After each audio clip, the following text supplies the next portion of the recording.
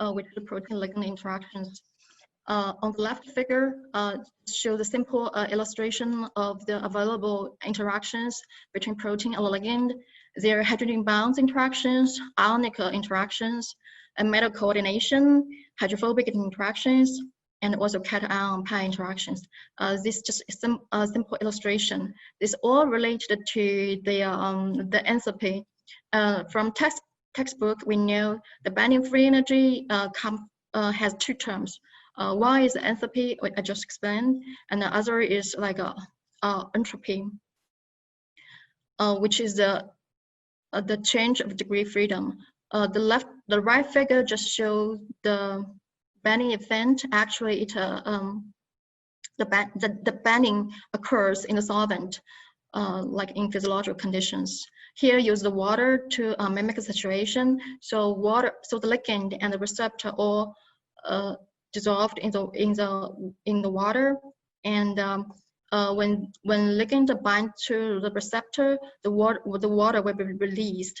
There are hydrogen bond interactions, which indicated by the dashed lines, and also there are hydrophobic interactions indicated by the dotted lines.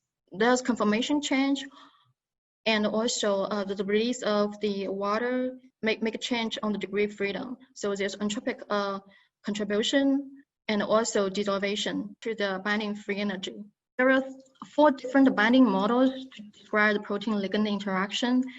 The simplest, also the first model proposed by Fisher in 1894 is lock and key model, which is a classical model. In the model, they describe that receptor, which is a protein, and its substrate, which is one of a special type of ligand. They are well matched, like a lock and a key. So in this model, the protein active site, which is binding site, actually is rigid.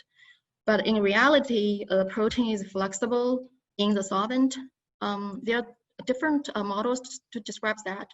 In the induced fit model, the active site is flexible, and when interacting with ligand, there's conformation change to get the best match. And there's another model is called conformation selection. For the active site, is also flexible. It has multiple conformation state in equilibrium. When ligand can selectively bind one of the preferred conformation and shifting the equilibrium to that conformation.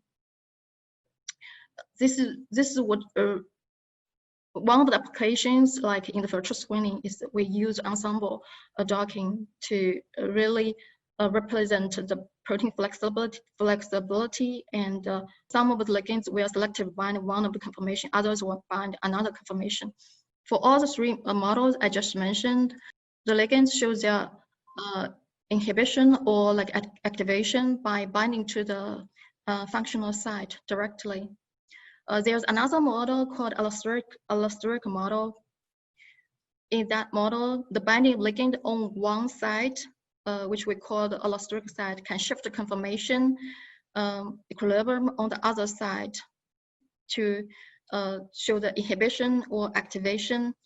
When we don't have the experiment data, or we don't have the co-crystal structure which describe the interaction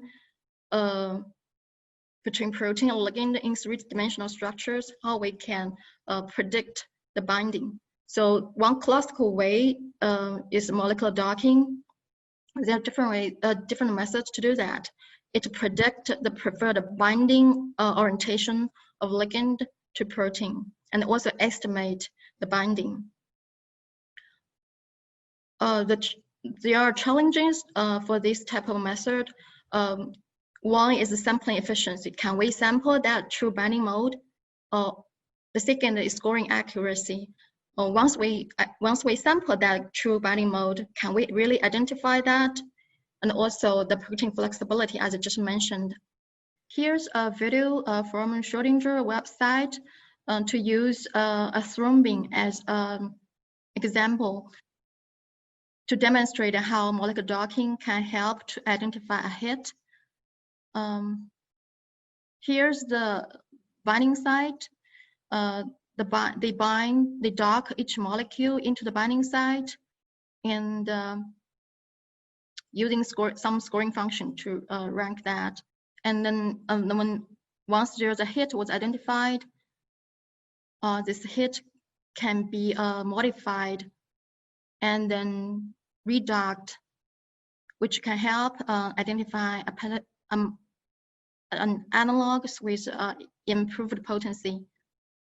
So as shown in this video, one application of molecular docking is virtual screening on the hit identification stage, and also it can be also applied on the hit to lead, which just demonstrated in the video as well, and the lead optimization. In addition to the binding mode prediction, we would also like to know what is the binding affinity of the ligand, which is very useful for the lead optimization stage. Usually it is computational more expensive because most of the method is based on the MD simulations, but which is quite expensive. In real practice, especially in the drug discovery, what we're really interested in is relative binding affinity, which can help to rank the compounds and make suggestions. So how we can calculate the relative binding affinity? Here is a thermodynamic cycle to describe the calculation. So there are two compounds, two ligands here, which one is colored in red, the other is colored in yellow. So there's two binding events, 1 and 2. The binding the binding free energy difference between these two binding events can be estimated by difference of free energy between step A and step B. So step A describes the free energy difference between these two ligands in the solvent.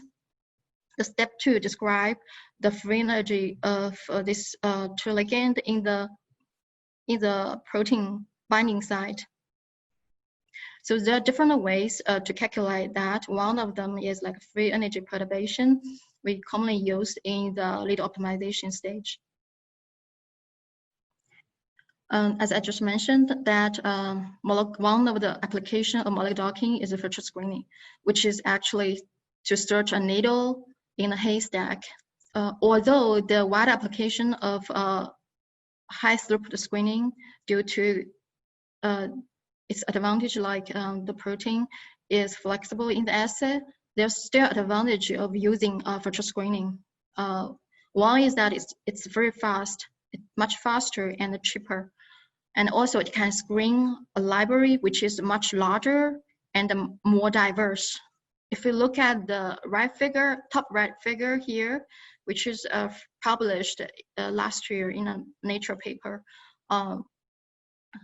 from the figure you can see that the library can reach billions, and this library can be synthesized by the vendor. So this is called like a made-on-demand library. And the scaffold, which represents the diversity library, can be on millions. If you look at this figure here. There are different types of virtual screening. One big class is targeted structure-based. They can classify it into like docking-based. Here's a workflow of docking-based virtual screening for a ligand library, which could be like billions of compounds. And there's also some like empirical rules to like filter some compounds with undesired properties. And then we can dock each ligand into the receptor binding site on the computer, and using some scoring function to rank this each compound, and post-process by some filters based on the system you are studied, and then we can cherry pick and for the further experimental test. So this is like illustration of the simple illustration of the workflow here. For the structure-based virtual screening, there are also like deep learning-based approaches. Another class is ligand-based screening, like shape screening, pharmacophore screening, electrostatic potential screening. This type of approach includes some information of a binding site, but without considering the protein in the screening. And also for this class, this type of screening, they are also machine learning based approach. So all the ligand, in general, ligand-based screening is very fast, but they have limitations because they are because they have dependence on the two compounds used at the very beginning. As we'll in this class, we'll focus on target-based, like especially docking-based approach. So I want to here to point out some challenges for this structure-based virtual screening. First, as I mentioned previously, the protein flexibility. How can we deal with that? One of the way to do that is using a selection of protein conformation to represent a certain flexibility of protein in the screening. And also, there's challenging to get accurate screen function, which can accurately predict protein binding conformation, and also to differentiate actives from inactives. This all depends on how well we understand the protein ligand recognition. For this docking-based virtual screening, three-dimensional structure of protein are needed, but for the protein of interest, you probably don't have a structure available. So what we can do? Thanks to the exponential growth of node structures deposited in the protein data bank, there are more than 160K protein structures. There are more than 20K virus structures there. And then we can build a homogeneous model, which is like an estimation of a prediction of the three-dimensional protein structures. There's the left just shows a simple workflow of homogeneous modeling, or you can call it comparative modeling.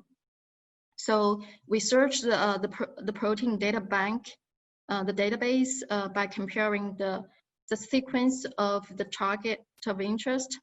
And then by comparing the sequence, we identify appropriate template with known three-dimensional structures.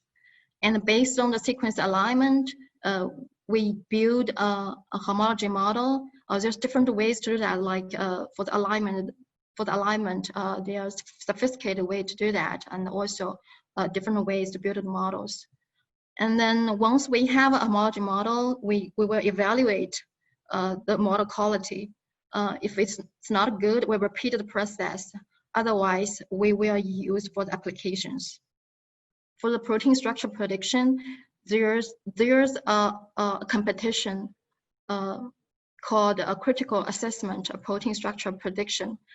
Based on their evaluation, we can see from this figure below, we can see there's enormous methodology improvement in homogeneous modeling area recently. If you see these lines from bottom to top, there's a lot of improvement on the accuracy of the homogeneous model. But for the difficult targets, which for the right here, we see there's improvement, but still remains challenging because due to the accuracy, probably not enough for the practical use. Usually further refinement are needed to for the structure-based drug design, like virtual screening and other applications. This slide just describes the homogeneous modeling. Of course, there are other ways, like without using any template information, to which we call template-free or ab initio modeling to predict the protein structure. Here I just demo how we apply this how we apply computational approach to target 3CL protease. I will give some background on this target. If you look at the figure below, you can see that 3CL protease, they cleaves 11 sites on replicates PP1A and PP1AB. The scissors just indicate where the site of cleavage. They produce the non-structured proteins, including RNA-dependent RNA polymers and helicase. The RDRP is responsible for the synthesis of RNA. So you can see that this protease is essential for the viral replication and the transcription. In addition, there are viral protease inhibitors developed for the HIV and other viruses, making this target, making the 3CL protease an attractive target. There are a lot of studies on the SARS or MERS 3CL protease, so we can learn from these historical data to really help our design. In addition, for the 3CL protease, its active form is a dimer. You can see on the right figure, there's two chains here form a dimer colored in red and blue. This figure just shows a schematic representation of these two monomers. And we see there's an N-finger part from one chain inserted into another chain. This N-finger part is very important to stabilize the active form of dimer. So in the following application, I will use a dimer for the structure screening, etc.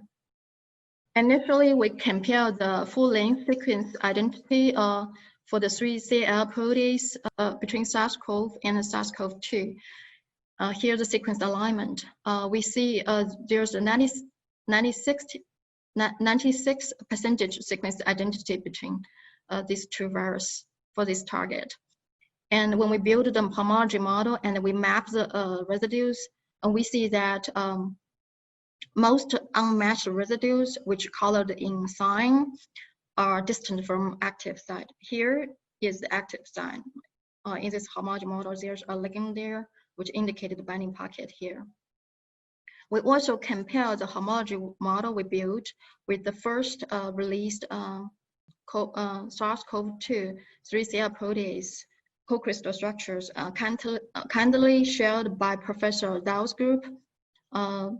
Here, the cyan color is the crystal structure, and the white color represents the model based on one 3CL protease structure for SARS-CoV.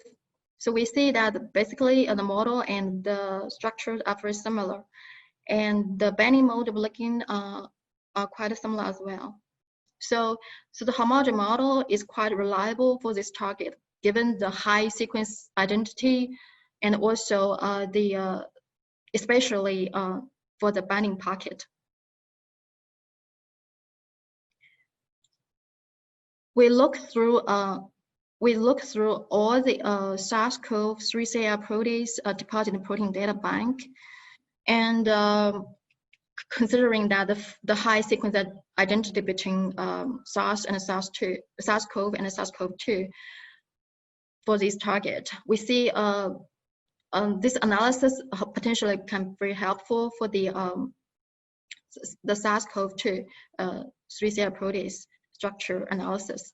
So we see there's a large variation on histidine 41, which is a catalytic residue, and another residue is methionine 49, which is relatively solvent exposed, and another residue here, methionine 165. This is relatively varied and has interaction with the ligand or substrate. So we see there's larger variation on these residues due to the binding of different ligand. This represents the flexibility in the binding pocket. And we also observe that for the residues near the dimer interface, here's a dimer interface. So there are two chains here. One is colored in red, the other is colored in orange. So the residues near the dimer interface are relatively stable. And for the residues, especially loops away from dimer interface, are relatively flexible. So we pick these 5 conformations. One is co-crystal structure. The other 4 are homology models to represent a certain active site flexibility. There's left 3 conformation covalent bind ligand, small molecules or peptide-like. For the 2 models on the right, the ligands are bound non-covalently in the binding pocket.